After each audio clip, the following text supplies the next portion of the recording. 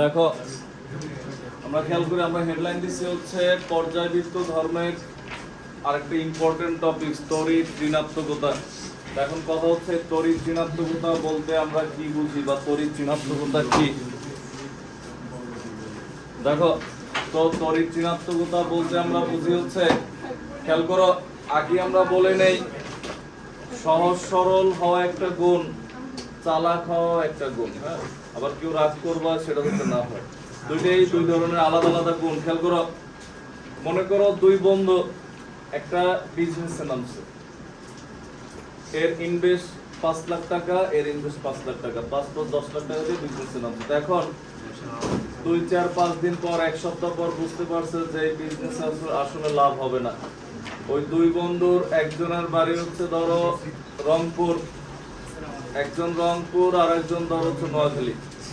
হ্যাঁ, কথা বলা যাবে না, আগে বুঝো।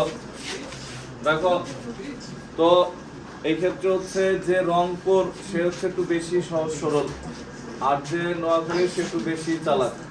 তো এখন এক সপ্তাহ পর যখন এরা দেখলো যে বিজনেসের লাভ হওয়ার উপায় নাই, তখন কি বিজনেস ক্লোজ করে দেয়।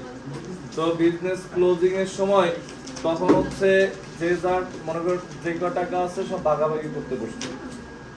তো এখন যে 5 লাখ ইনভেস্ট 10 লাখ, তো দেখা গেছে যে মনে করো 10 লাখ থেকে মনে করো 10 লাখই আছে, আমরা ধরে নিলাম।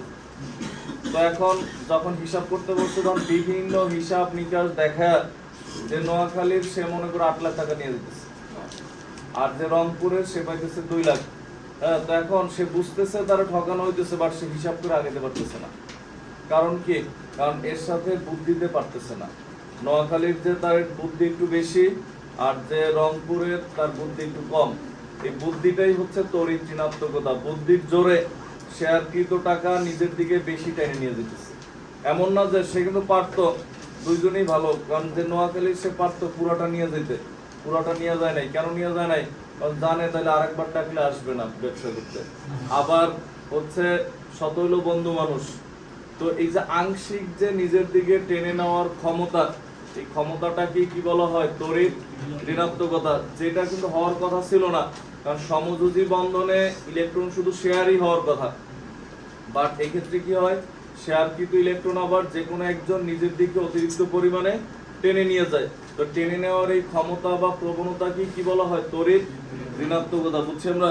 তো আগে লেখো, মানে বা লেখার আগে দেখে নাও। জিনিসটা হচ্ছে এরকম, ধরো এ হচ্ছে একটা মৌল, এর মধ্যে একটা ইলেকট্রন আছে। ধরো বি হচ্ছে একটা মৌল, এ হচ্ছে এর ইলেকট্রন দান করে না। এখানে কি করছে দেখো, এর মধ্যে একটা ইলেকট্রন আছে।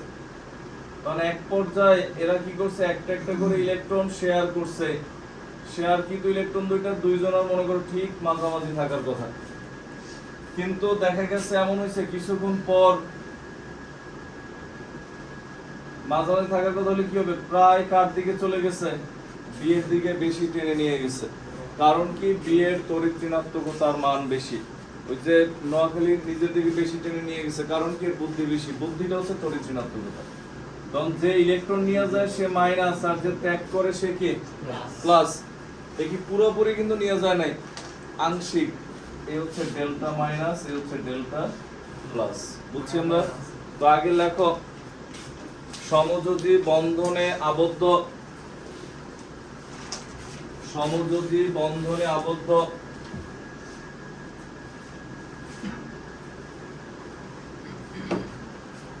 দুটি পরমাণুর,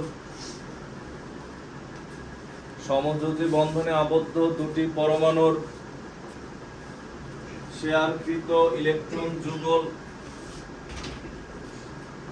দুটি পরমাণুর শেয়ারকৃত ইলেকট্রন যুগল, দুটি পরমাণুর শেয়ারকৃত ইলেকট্রন যুগল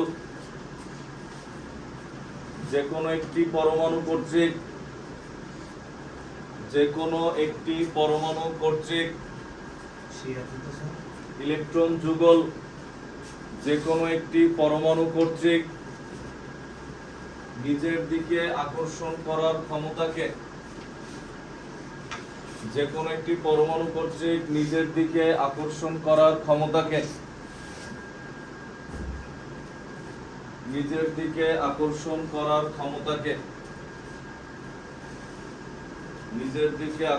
করার ক্ষমতাকে তড়িৎ ঋণাত্মকতা বলে।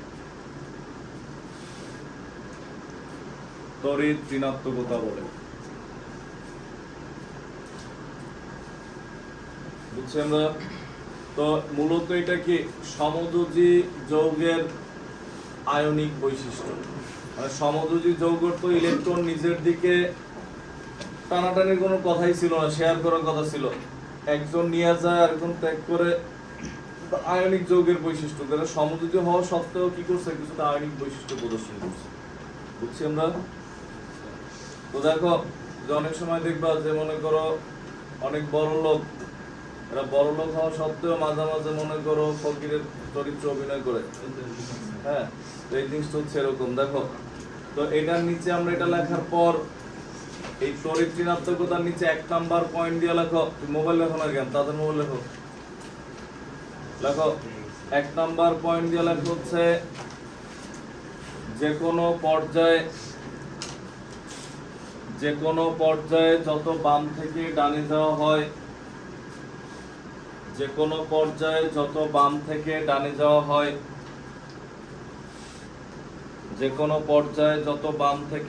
যাওয়া হয়, পরমাণুর আকার তত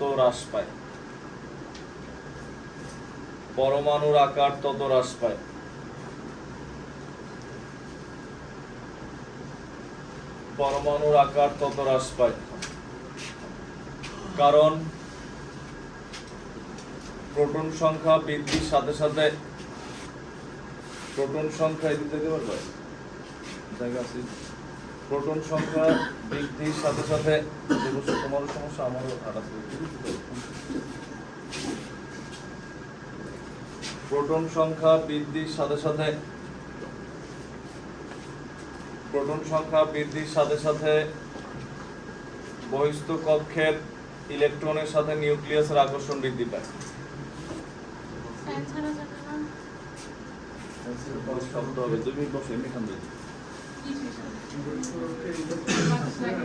তুমি গামায় যেতে এতক্ষণে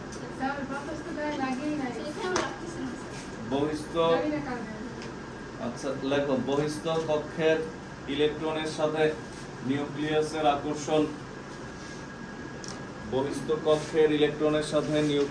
আকর্ষণ বৃদ্ধি পায়।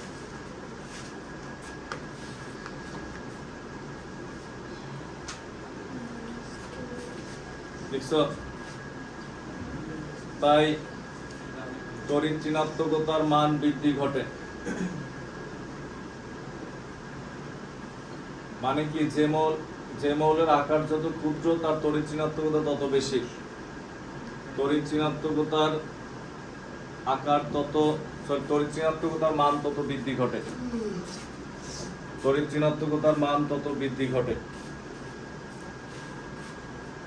2 নাম্বার দিয়ে লেখো, যে কোনো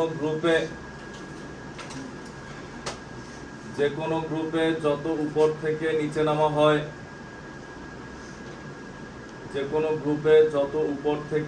নামা হয়,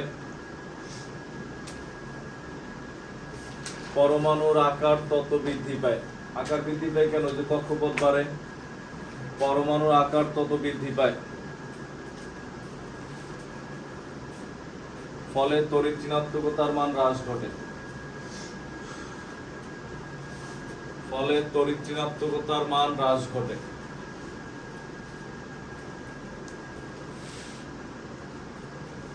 ঋণাত্মকতার মান হ্রাস ঘটা মানে কি? তড়িৎ ধনাত্মকতা বাড়ে। বুঝছি আমরা? যার তড়িৎ ঋণাত্মকতা কম, এটা আমরা পরে লিখবো। লিখছো তড়িৎ ঋণাত্মকতার মান হ্রাস ঘটে। 3 নাম্বার দিয়ে লেখো। 3 নাম্বার দিয়ে লেখো, যে মৌলের আকার যত ক্ষুদ্র, 3 নাম্বার পয়েন্ট, যে মৌলের আকার যত ক্ষুদ্র তার তড়িৎ ঋণাত্মকতার মান তত বেশি। যে মৌলের আকার যত ক্ষুদ্র তার তড়িৎ ঋণাত্মকতার মান তত বেশি।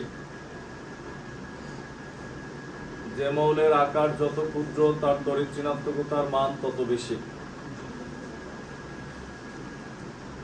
লিখছো? অর্থাৎ তড়িৎ ধনাত্মকতার মান তত কম। তড়িৎ ঋণাত্মকতা বেশি হওয়া মানে তড়িৎ ধনাত্মকতা কি হবে? কম হবে। অর্থাৎ তড়িৎ ধনাত্মকতার মান তত কম। এখন পরের পয়েন্ট দিয়ে লেখো, 4 নাম্বার পয়েন্ট। 4 না 5? 4 নাম্বার পয়েন্ট দিয়ে লিখবা। দেখো ভালো করে বুঝছো, যারা নিষ্ক্রিয় গ্যাস এদের তড়িৎ ঋণাত্মকতা নাই বললেই চলে, কারণ এরা ইলেকট্রন তো শেয়ার করে না, আবার টানাটানি করবে কেমনে? যে কারণে নিষ্ক্রিয় গ্যাস এবং হাইড্রোজেন এদের যদি আমরা সাইডে রেখে হিসাব করা হয় সবকিছু, কেন জানো? হাইড্রোজেনের তড়িৎ ঋণাত্মকতার মান আছে, বাট কেন? কারণ এদের অবস্থান নিয়েই ঝামেলা। এদেরকে যদি বাদ দেওয়া হয় তাহলে পর্যায় সারণীর সর্বাপেক্ষা ক্ষুদ্রতম মৌল ধরা হয় কাকে? ফ্লোরিন। লেখো হচ্ছে ফ্লোরিনের তড়িৎ ঋণাত্মকতা। ফ্লোরিনের তড়িৎ ঋণাত্মকতার মান সর্বাধিক। ফ্লোরিনের তড়িৎ ঋণাত্মকতার মান সর্বাধিক। ফ্লোরিনের তড়িৎ ঋণাত্মকতার মান সর্বাধিক। এটা লেখার পর পরের পয়েন্ট, তোমার কিছু মৌলের তড়িৎ ঋণাত্মকতার মান জানা থাকা লাগবে। লেখো কতিপয় মৌলের তড়িৎ ঋণাত্মকতা। কতিপয় মৌলের তড়িৎ ঋণাত্মকতার মান। এটা ছাড়লে তোমাদেরই সমস্যা। হ্যাঁ আচ্ছা, হালকা করেছে। তড়িৎ ঋণাত্মকতার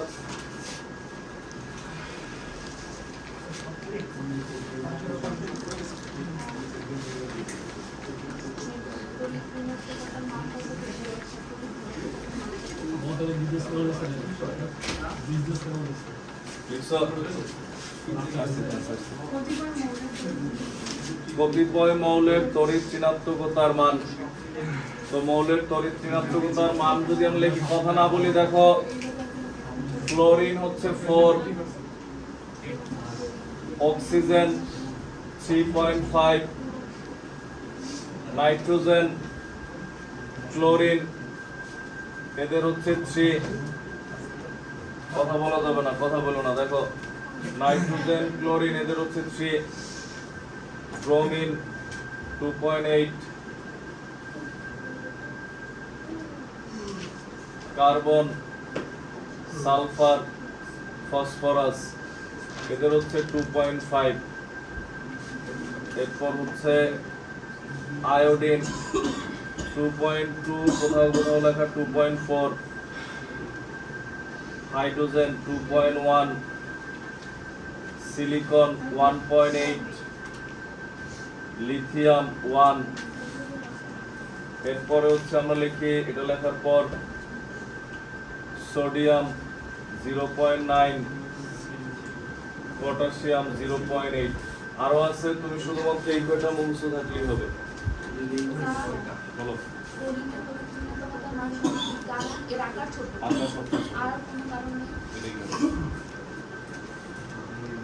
দেখো আয়োডিনের দুইটা এক এক বই এক একটা লেখা, তুমি যে কোনো লিখলে হয়ে যাবে।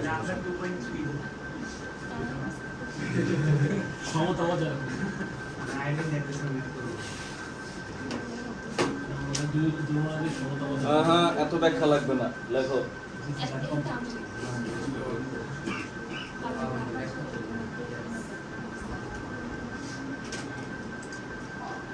ওয়াইফাই পাসওয়ার্ড জিজ্ঞেস করলে বলি কেমিস্ট্রি, ফিজিক্স, তখন বলে স্যার বানান। হ্যাঁ, আবার এরা আবার মনে করো তড়িৎ ঋণাত্মকতা ব্যাখ্যা দেয়। তোমার কথা বলতেছি না, তোমাদের এরকম তোমাদের সাথেই পড়ে এমন স্টুডেন্ট, যাতে বানান বলা না লাগে এই কারণে এই পাসওয়ার্ড দেয়া। এরপর আবার বলে স্যার বানান লেখাও তো আছে, সব জায়গায় লেখা আছে। দেখো এটা লেখার পর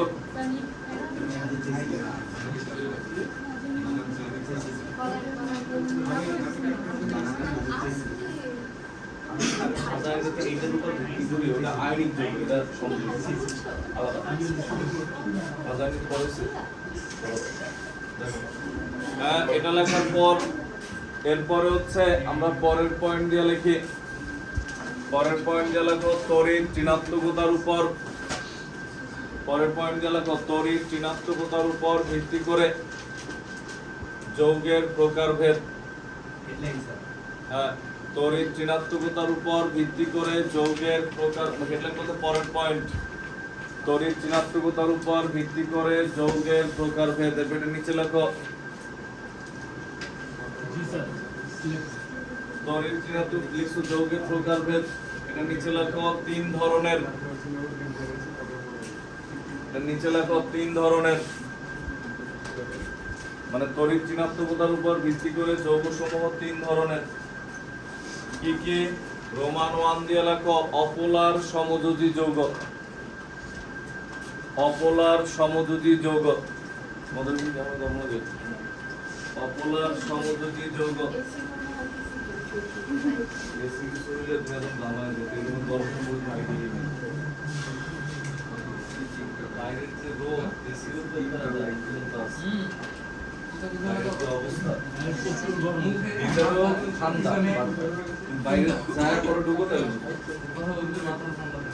লেখো তড়িৎ ঋণাত্মকতার উপর ভিত্তি করে যৌগের প্রকারভেদ। এটা নিচে লিখছো তিন প্রকার। 1 নাম্বার দিয়ে লেখো অপোলার সমযোজী যৌগ, 2 নাম্বার দিয়ে লেখো পোলার সমযোজী যৌগ, 2 নাম্বার পোলার সমযোজী যৌগ, 3 নাম্বার দিয়ে লেখো হচ্ছে আয়নিক যৌগ, 3 নাম্বার দিয়ে লেখো আয়নিক যৌগ। তো আমরা প্রথমটা হেডলাইন দেই অপোলার,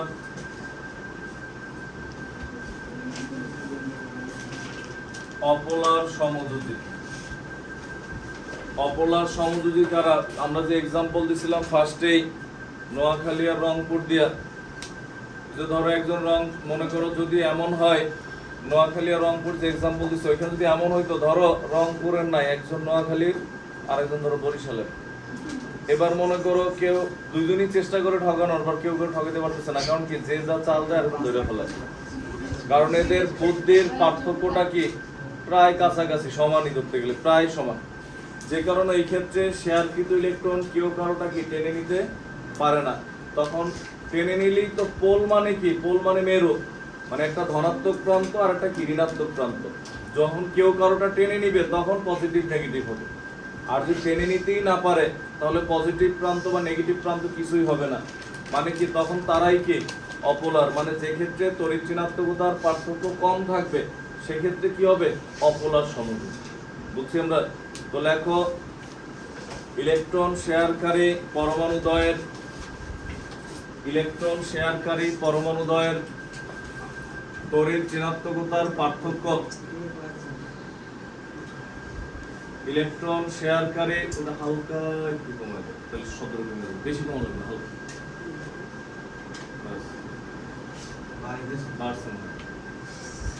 দেখো ইলেকট্রন শেয়ারকারী পরমাণুদ্বয়ের, ইলেকট্রন শেয়ারকারী পরমাণুদ্বয়ের তড়িৎ ঋণাত্মকতার পার্থক্য।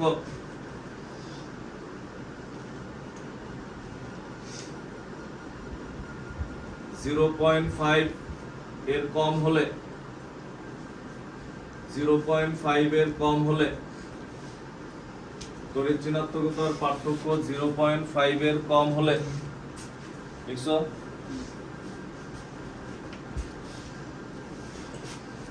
যৌগটি অপোলার সমযোজী। যৌগটি অপোলার সমযোজী অর্থাৎ যৌগটি অপোলার সমযোজী অর্থাৎ ধনাত্মক ও ঋণাত্মক মেরুর সৃষ্টি হয় না, অর্থাৎ ধনাত্মক ও ঋণাত্মক মেরুর সৃষ্টি হয় না।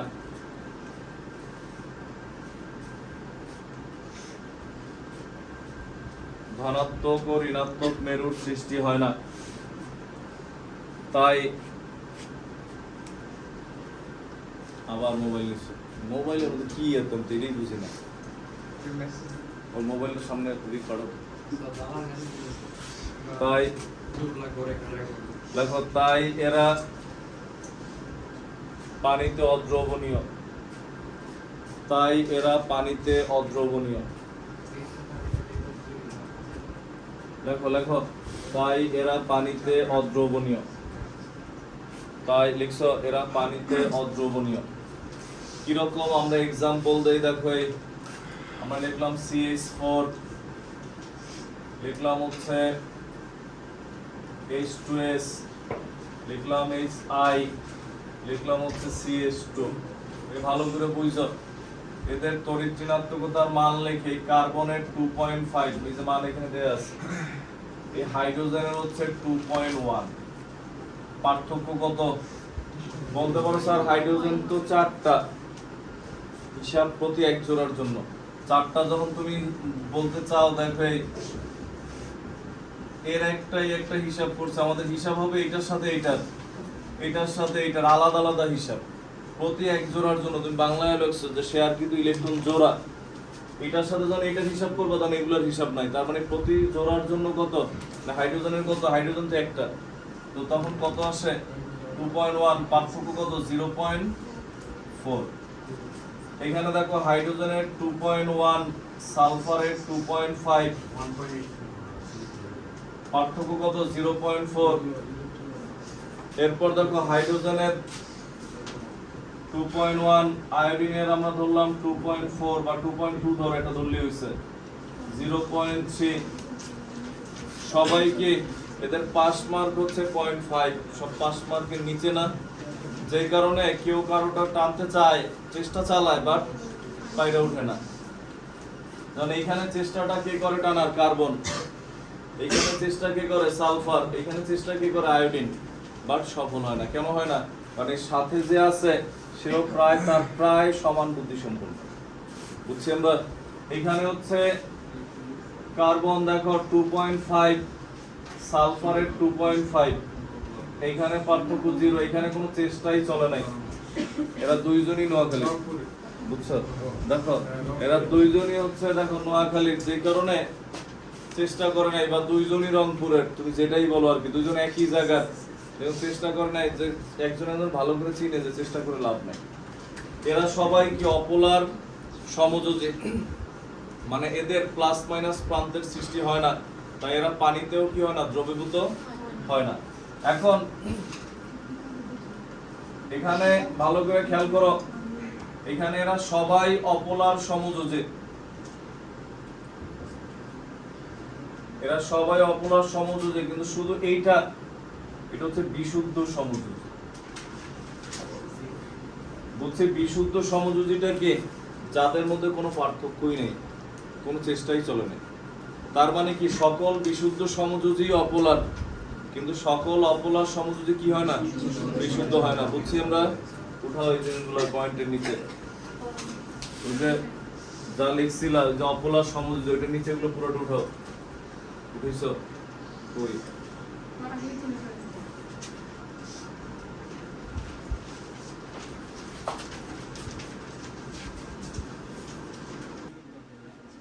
এটার নিচে এবার লেখো সকল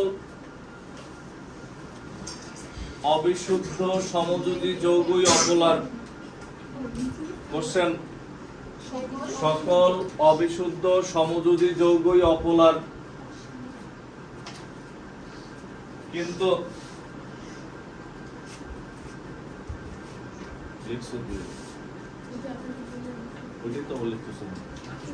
লেখো কিন্তু সকল অপোলার সমযোজী যৌগ অবিশুদ্ধ, সরি, সকল অপোলার সমযোজী যৌগ বিশুদ্ধ নয়, অবিশুদ্ধ না বিশুদ্ধ, সরি।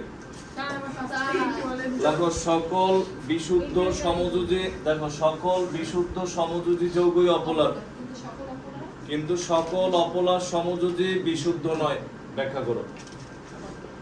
সকল বিশুদ্ধ সমযোজী যৌগই অপোলার, লিখছো? সকল বিশুদ্ধ সমযোজী যৌগই অপোলার, কিন্তু সকল অপোলার সমযোজী বিশুদ্ধ নয়। ব্যাখ্যা করো। এর পরেরটা হেডলাইন দাও, পোলার সমযোজী যৌগ। 2 নাম্বারটা হেডলাইন দাও এবার, পোলার সমযোজী যৌগ। আমরা হেডলাইন দিলাম দেখো এই পোলার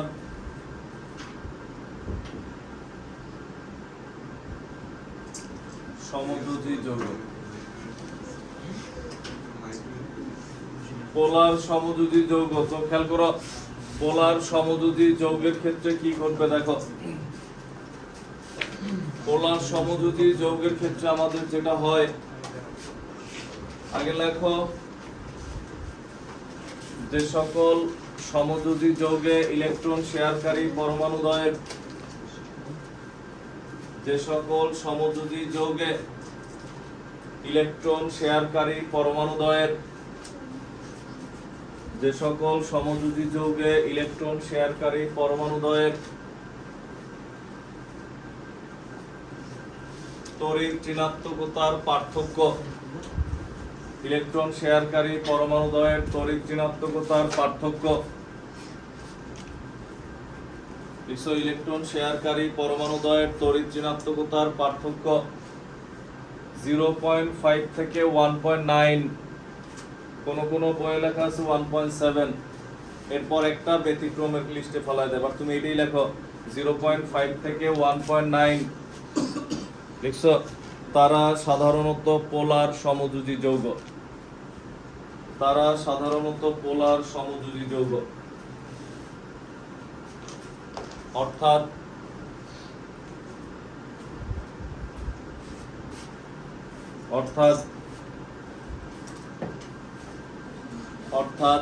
এরা সমযোজী হওয়া সত্ত্বেও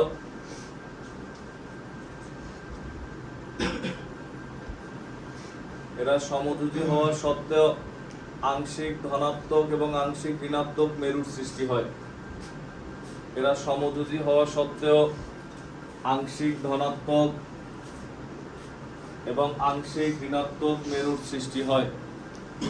এরা সমযোজী হওয়া সত্ত্বেও আংশিক ধনাত্মক এবং আংশিক ঋণাত্মক মেরুর সৃষ্টি হয়। আংশিক ধনাত্মক এবং আংশিক ঋণাত্মক মেরুর সৃষ্টি হয়।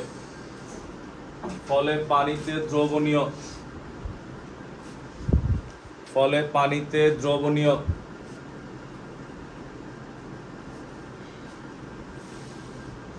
এবং গলিত বা দ্রবীভূত অবস্থায় বিদ্যুৎ পরিবহন করে, একটা জিনিস মনে রাখবা, পানিতে দ্রবীভূত হওয়ার জন্য প্লাস মাইনাস লাগবে, অথবা বিদ্যুৎ পরিবহন করার জন্য কি লাগবে, প্লাস মাইনাস লাগবে। তখন এরা এই দুইটা কাজই করতে পারে। গলিত বা দ্রবীভূত অবস্থায় বিদ্যুৎ পরিবহন করে, আমরা তো লেখা শেষ হলে, যেমন এইখানে আমরা কিছু এক্সাম্পল হিসেবে লিখি। প্রথমে লিখলাম H2O, লিখলাম HCl, লিখলাম NH3, লিখলাম হচ্ছে HF। এদের তড়িৎ ঋণাত্মকতার মান লিখে আমরা হাইড্রোজেন 2.1, অক্সিজেন 3.5, পার্থক্য কত 1.4, হাইড্রোজেন 2.1, ক্লোরিন 3, পার্থক্য কত 0.9, নাইট্রোজেন 3, হাইড্রোজেন 2.1, পার্থক্য কত 0.9, হাইড্রোজেন 2.1, ফ্লোরিন 4, পার্থক্য 1.9। দেখো আমরা যে রেঞ্জ লিখছিলাম সবার পার্থক্য, মানে এখানে বুদ্ধির পার্থক্য আছে, মানে এখানে একজন হালকা জিতবে, একজন হালকা ঠকবে, বুঝছি আমরা। আর তখনই কি হবে, একজন আংশিক প্লাস আর একজন কি হবে, আংশিক মাইনাস, বুঝছো? মানে যে ঠকাবে সে তো নেগেটিভ লোক, খারাপ মানুষ, তার মানে সে মাইনাস হয়ে গেছে, বুঝছি আমরা। তো এইখানে হচ্ছে এরকম হয়, দেখো এই ক্ষেত্রে হচ্ছে এরা সবাই পোলার সমযোজী। মানে কি জানো, যেমন দেখো HCl পানির উপস্থিতিতে ভেঙে আংশিক প্লাস আংশিক মাইনাস চার্জের সৃষ্টি হয়, আংশিক প্লাস হয় আংশিক মাইনাস হয়। ঘুমাইতেছে কেমন বিষয়,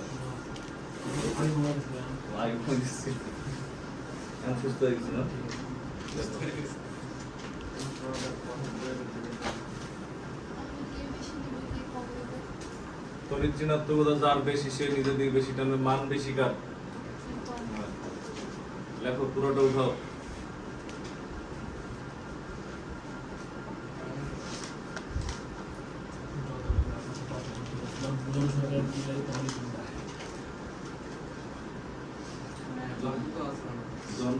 যেমন লিখবে বুঝাই সরাসরি লিখবে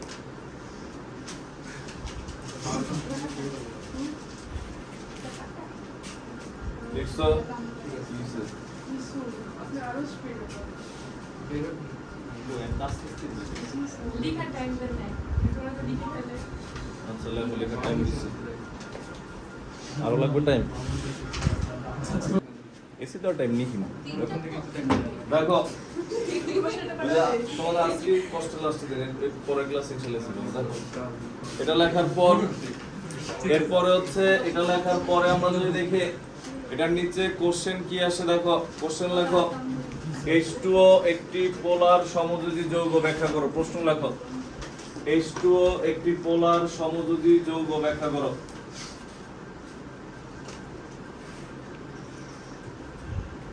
H2O একটি পোলার সমযোজী যৌগ ব্যাখ্যা করো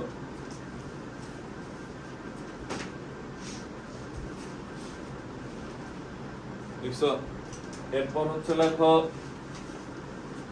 2 নাম্বার দিয়ে লেখো 2 নাম্বার এই কোশ্চেনটা মাঝে মাঝে আসে দেখো এই যে তোমার এরকম আসে খেয়াল করো CH4 হ্যাঁ দেখো আর হচ্ছে HCl দুইটাই সমযোজী যৌগ মানে দুইজনই ইলেকট্রন শেয়ার করছে বাট একটা পানিতে দ্রবীভূত হয় একটা হয় না কেন তখন আগে কোশ্চেন লেখো পরে অ্যানসার বলতেছি আগে লেখো লেখো CH4 এবং HCl উভয়ই সমযোজী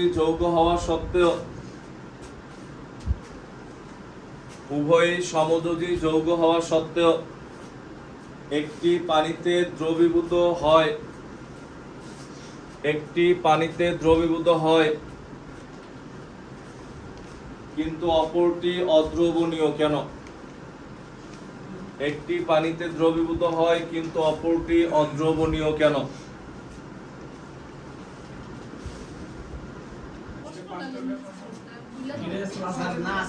দেখো এরপরে হচ্ছে আমরা লিখি দেখো এটা লেখার পর হ্যাঁ পরের কোশ্চেন লেখো HCl গলিত বা দ্রবীভূত অবস্থায় পরের কোশ্চেন HCl গলিত বা দ্রবীভূত অবস্থায় বিদ্যুৎ পরিবাহী কেন ব্যাখ্যা করো HCl গলিত বা দ্রবীভূত অবস্থায় বিদ্যুৎ পরিবাহী কেন ব্যাখ্যা করো লিখছো HCl গলিত বা দ্রবীভূত অবস্থায় বিদ্যুৎ পরিবাহী কেন ব্যাখ্যা করো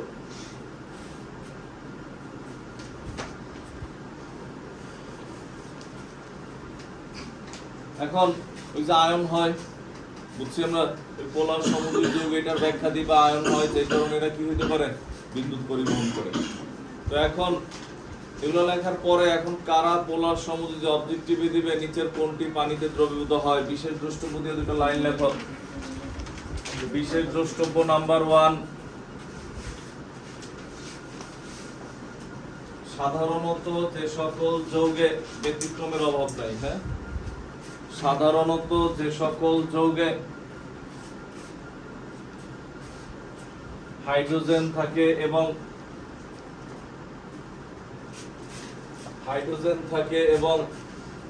ফোন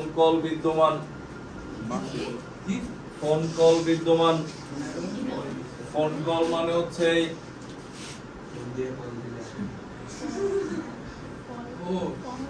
এদের যে কোনো একটা থাকে ফোন কল বিদ্যমান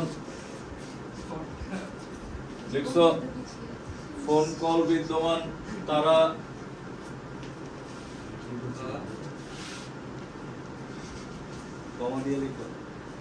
পোলার সমযোজী যৌগ হওয়ায় পানিতে দ্রবণীয় তারা পোলার সমযোজী যৌগ হওয়ায় পানিতে দ্রবণীয় তারা পোলার সমযোজী যৌগ হওয়ায় পানিতে দ্রবণীয় দেখছো তারা পোলার সমযোজী যৌগ হওয়ায় পানিতে দ্রবণীয় এরপরে এখন আমরা একটা অবজেক্টিভ লিখি মুছে দিলাম তো হ্যাঁ অবজেক্টিভ লেখা হচ্ছে নিচের কোনটি পানিতে অদ্রবণীয়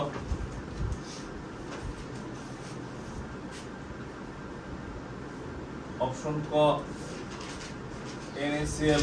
ফোন কলের সাথে কিন্তু হাইড্রোজেন থাকা লাগবে, হাইড্রোজেন না থাকলে কিন্তু তুমি শিওর বলতে পারবা না, হাইড্রোজেন ছাড়াও হবে বাট শিওর বলতে পারবা না। অপশন খ স্যার দ্রবণীয় বলছেন না? হ্যাঁ অদ্রবণীয়। অপশন গ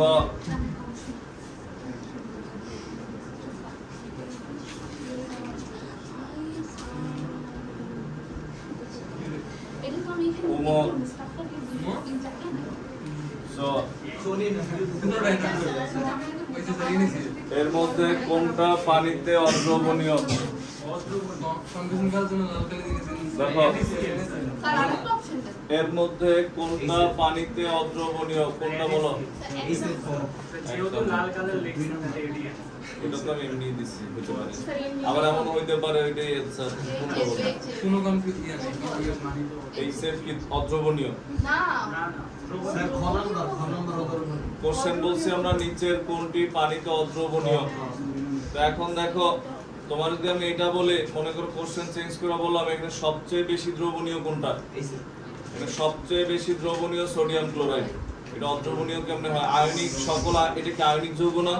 এখানে একটা যৌগ হইছে আয়নিক, আয়নিক যৌগের জন্য এই সেফ এর দরকার হয় না, আম দরকার হয়। কোন যৌগে যদি দেখো প্রত্যক্ষ বা পরোক্ষভাবে আম আছে তার আয়নিক যৌগ, আর আয়নিক যৌগের বৈশিষ্ট্য হচ্ছে এরা অবশ্যই পানিতে কি হবে? দ্রবীভূত হবে। সোডিয়াম চার নম্বরটা হবে না? দেখো এবার খেয়াল করি, হ্যাঁ তোমার তড়িৎ ঋণাত্মকতার হিসাবটা কি সমযোজী যৌগের ক্ষেত্রে যদি কোনো যৌগের মধ্যে আমযুক্ত মৌল থাকে, সোডিয়াম, পটাশিয়াম, লিথিয়াম, তারপর হচ্ছে ক্যালসিয়াম ইত্যাদি ইত্যাদি, এরা সব আয়নিক যৌগ, এরা অবশ্যই পানিতে দ্রবীভূত এবং এদের সবচেয়ে বেশি, এরা সবচেয়ে বেশি দ্রবীভূত হয়, যেটা তোমরা অপবাদ দিতেছো দ্রবীভূত হয় না। এখন এখানে হচ্ছে বাকি যারা আছে সব সমযোজী, সবার মধ্যে হাইড্রোজেন আছে, আছে না? সবার মধ্যে দেখো ফোন কল নাইকার মধ্যে, ফোন কলের একটা মৌল নাইকার মধ্যে, এটার মধ্যে নাই, দেখো একটাও নাই, আছে? এটার মধ্যে দেখো অক্সিজেন আছে, এটার মধ্যে অক্সিজেন, এটার মধ্যে অক্সিজেন, এটার মধ্যে ফ্লোরিন, তার মানে এটা পানিতে অদ্রবণীয়, এটা অ্যানসার। লেখো তাড়াতাড়ি লেখো। 3 নাম্বার দিয়ে লেখো হচ্ছে আয়নিক যৌগ। 3 নাম্বার দিয়ে হেডলাইন দাও আয়নিক যৌগ। হ্যাঁ একটাই। 3 নাম্বার দিয়ে লেখো আয়নিক যৌগ। লেখা হচ্ছে যে সকল যৌগে এইটার লাস্ট, এরপর কি আরো আছে?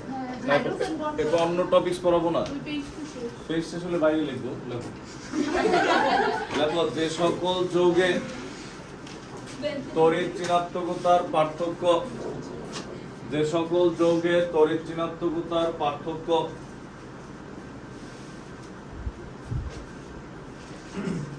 লিখছো, যে সকল যৌগে তড়িৎ ঋণাত্মকতার পার্থক্য 1.9 এর বেশি হয়, 1.9 এর বেশি হয়, তারা সাধারণত আয়নিক যৌগ, তারা সাধারণত আয়নিক যৌগ। 1.9 এর বেশি হয় তারা সাধারণত আয়নিক যৌগ, তারা সাধারণত আয়নিক যৌগ। লিখছো এটার নিচে লেখো, এটার সাথেই লেখো কি এই যৌগ সমূহে, দ্রুত লিখছো তো আবার ঝামেলা, তারা সাধারণত আয়নিক যৌগ। লিখছো এরপর লিখবা এই যৌগ সমূহে, এই তড়িৎ ঋণাত্মকতা এখানে শেষ করো, পরের টপিক অন্য জায়গায় লিখো। তড়িৎ ঋণাত্মকতা লেখার জায়গা আছে না? তো লেখো আয়নিক যৌগ। এরপর লেখো এই যৌগ সমূহে অবশ্যই ধাতু বিদ্যমান থাকে, অবশ্যই ধাতু বিদ্যমান থাকে। ব্র্যাকেটে লিখে রাখবা আমযুক্ত মৌল, আম বানান লিখবে এই আমযুক্ত মৌল, এই আম লেখো, অন্য আম লেখো না।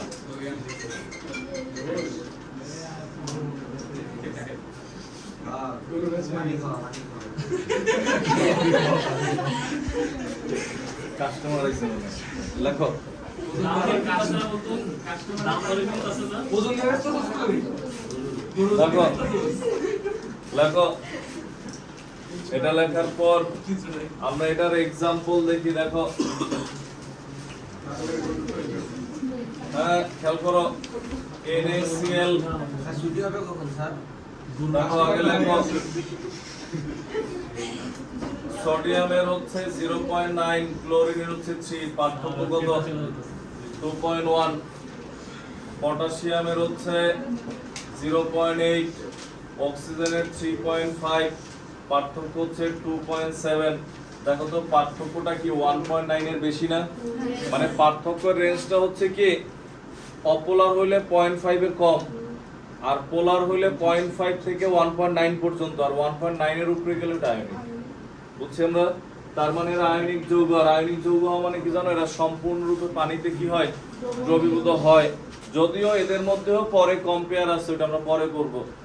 বুঝছি আমরা? লেখো আগে একটু হচ্ছে আমাদের তড়িৎ ঋণাত্মকতার অংশ।